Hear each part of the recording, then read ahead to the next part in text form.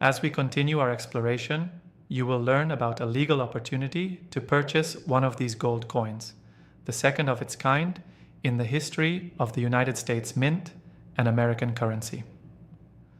Those coins up there are some instances of what I'm referring to. As you probably already know, these are Sacagawea dollar coins that were released in the year 2000 and have since circulated. The exact location and store where I purchased one of these coins is still clear to this day. In fact, I traded one of these fiat reserve notes for one of these coins. Let me explain. This coin, along with 4 others, was available to me on January 31st, 2000, because there was a restriction of 5. This one, on the other hand, is somewhat worn down. Ever since then, I've kept it in my pocket. I agree with that. It is plain to observe. To this day, I still don't know when or where I was the first time I received a coin.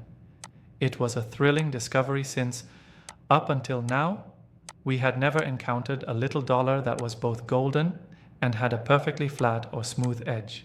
In other words, it was a huge issue when it happened. What happened to the 22-karat gold versions, however, was mostly unknown back then. Despite sharing an identical design on both sides, the only difference being the tail feathers on the back, these are referred to as pattern components. I will address that shortly. However, they will be auctioned off. Public access will be granted to 7 of them in particular. In addition, I plan to peruse Stax Bowers' page since it contains some intriguing details regarding the current state of affairs with these. Also, you can see the gold version that was available for a limited period from the United States Mint, which is seen here on this side. Their value has increased ever since. On the other hand, you can also get one of those. The initial one of those hit. The West Point Mint's patent Sacagawea dollar, Judd 2190, has 22 carats of gold and 2,000 weight. According to J. Hewitt Judd, this patent coin is in its 10th printing. Just 7 are up for grabs by the government, and PCGS has graded proof 69 for the majority, if not all of them. Stargazing and the desire to know what's beyond our solar system is a common human experience. Although these historic 22-karat gold Sacagawea dollars were not coins per se due to their lack of monetization, they were nonetheless unlawful to possess for a short period of time in July 1999. Actually, manufacturing it was against the law. On the other hand, they were made for this occasion alone. Only 7 of them made it back from their orbital flight of almost 2 million miles among the stars to share the story. In PCGS's ranking of the top 100 modern coins, these coins come in at number 5. By the way, just like all of humanity's greatest riches, its very existence has been the subject of numismatic folklore and controversy. These coins offer an enthralling blend of mystery, historical importance, and rarity. And they were first struck to celebrate the first space shuttle trip, piloted by a woman, Colonel Eileen Collins, and to promote the new Sacagawea dollar gold coin, featuring the first transcontinental journey to the Pacific and the first female American to lead the country in this area. These solid gold rarities, which are well 22-karat gold, symbolize the accomplishments of these 2 trailblazing women. There is no greater way to commemorate Sacagawea's legacy than Commander Collins continuing the history of female pioneers, according to Philip M. Deal, a former director of the United States Mint.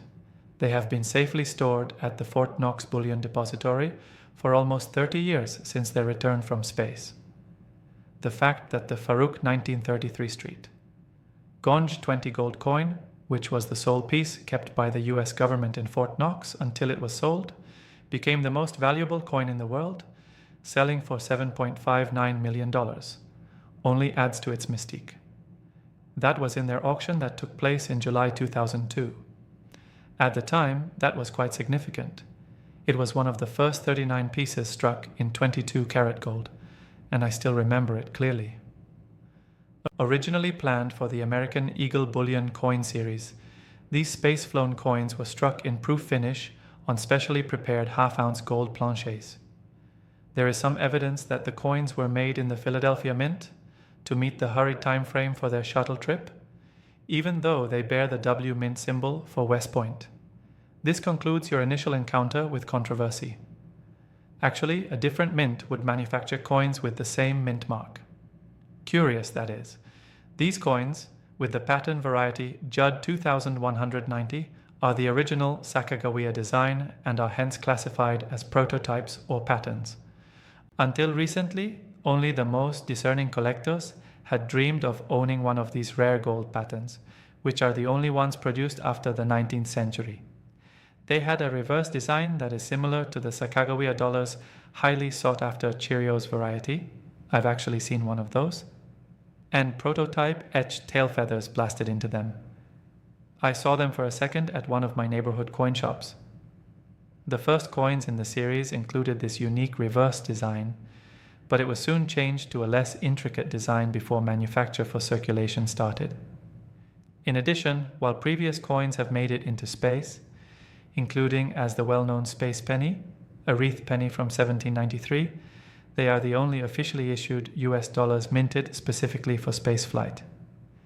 In May of 2015, Stack's Bowers Gallery fetched $82,250 at auction. No further models were manufactured with orbital use in mind.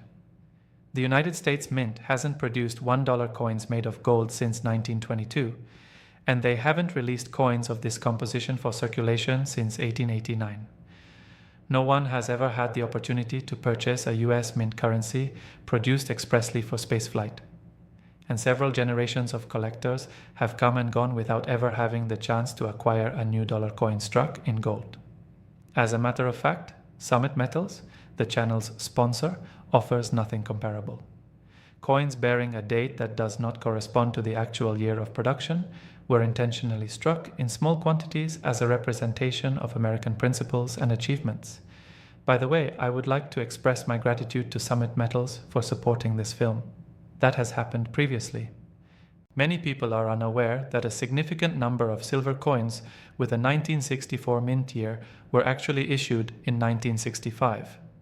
This was part of a larger effort to reduce the silver stockpile, and the reason behind keeping the same date on them was to avoid confusion with coins that were clad in 1965.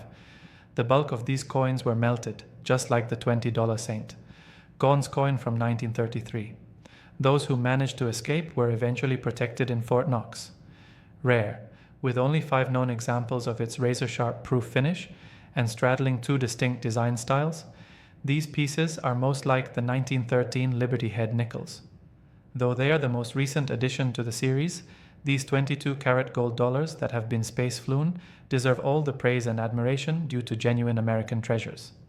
Exploration, space travel, and the discovery of gold are among the most important factors that have contributed to America's prosperity. Being a proud owner of this coin would be like owning a piece of American history. At a private congressional dinner on August 5, 1999, one of the original 39 gold examples, a coin that had not been space-flown, was on display. Reports from the numismatic press pointed to 7. If this coin had been one of the ones returned from orbit, its estimated value would have been around $1 million. How many times would that estimate have been? We don't know. Space Shuttle Columbia only carried 12 of the 27 Sacagawea coins struck in 22-karat gold because they were deemed the best. The other 27 coins were destroyed. Because they weren't monetized, they weren't even coins back then. These 7 will be accessible for public ownership out of the 12 that survived.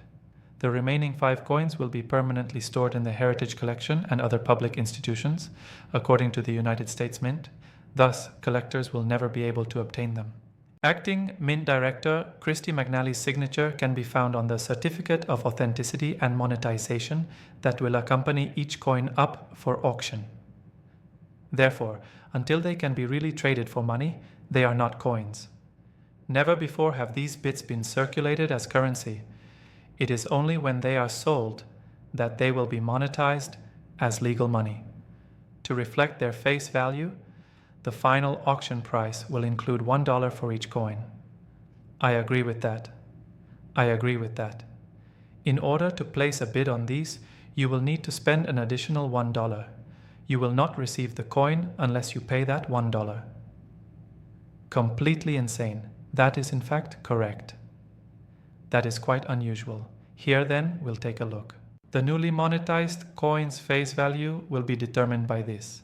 In the 2002 auction, the exact selling price of $7,590,000, and yes, $20, was achieved when the identical technique, the monetization requirement, was applied to the 1933 St. Gaun's $20 double eagle.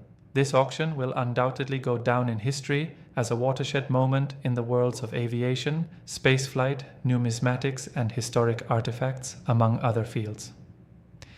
Since you can already place a pre-bid on these, I will inform you of the costs. Not all of those figures are yet in though. I'm actually going to demonstrate what they are right now. As a result, this auction features the inaugural 2025 coin, which was also the first of its kind to be released from the mint. You may buy that one too. Plus, the listing price is $48,000, so it's clearly selling. Half an ounce of gold costs $48,000. That's absolutely correct. It's mind-boggling to consider otherwise. That's the amount it will cost. You can tell the difference between genuine gold and a golden hue because this is a clad-proof version. Take note that it says golden dollars rather than golden dollars, though that was the misconception of some. Plus, there are more that are up for grabs. Bids as high as $70,000 have been received. Plus, I'd put money on this one being worth around $70,000. Please tell me what this is. I'm attempting to look. Without a doubt, this 69 deep cameo looks fantastic.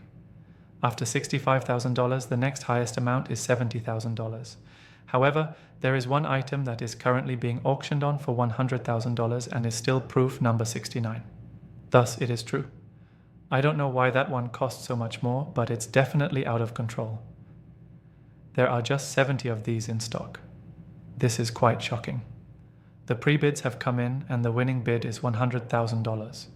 Also, what do you anticipate the eventual selling prices of these coins to be?